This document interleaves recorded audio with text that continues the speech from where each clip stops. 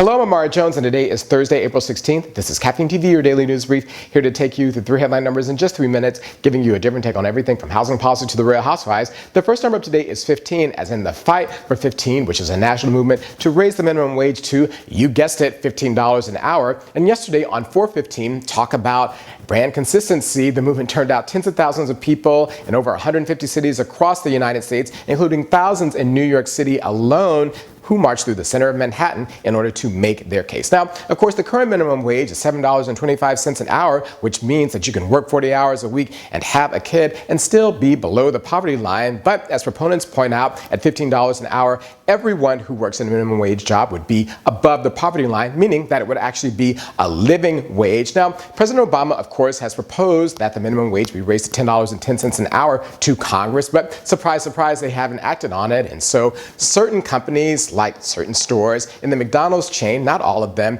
and Walmart will next year raise their own wages to close to what President Obama has proposed. But the point here is that despite your dollar meals at McDonald's, the fast food industry is one of the most profitable in America. In 1970, it was a $6 billion industry, and now it's a $160 billion industry, growing at double digits each year, even through recessions. And Walmart, of course, has produced an entire family of billionaires. And so all the proponents of a $15 an hour minimum wage are saying is that those who produce the riches ought to be able to get a living piece of it. The next number today is $229 billion. That's how much injuries and deaths from guns cost the United States each year, according to analysis by Mother Jones magazine. They arrived at that number by totaling up the cost of the criminal justice system, the healthcare system, social services, and the loss in economic productivity from the 75,000 people each year who are wounded from guns and the 11,000 people each year who die from them. Now, of course, at those numbers, gun violence across the United States is an epidemic, killing, for example, many more times each year than the flu, which is why there was a movement in the Centers for Disease Control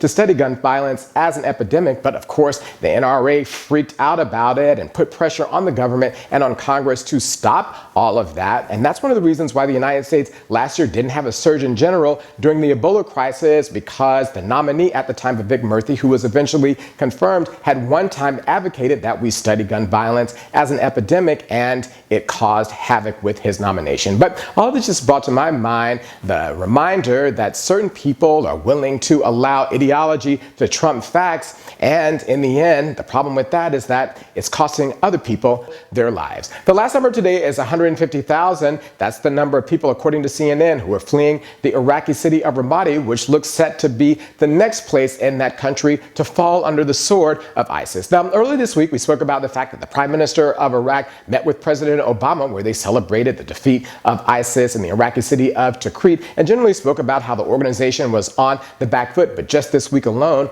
ISIS has mounted a surprise attack across the border from Iraq in Syria, in that country's capital Damascus, and now looks set to bring Ramadi under its sway. And all of this talk just reminded me of the promises that we received during the last Iraq war by the Bush administrations, their mantras that the insurgency was just a bunch of dead enders, that it was always in the last throes, and that victory was just around the corner. And that then brought to my mind the saying by Mark Twain that history may not repeat itself, but it sure does rhyme.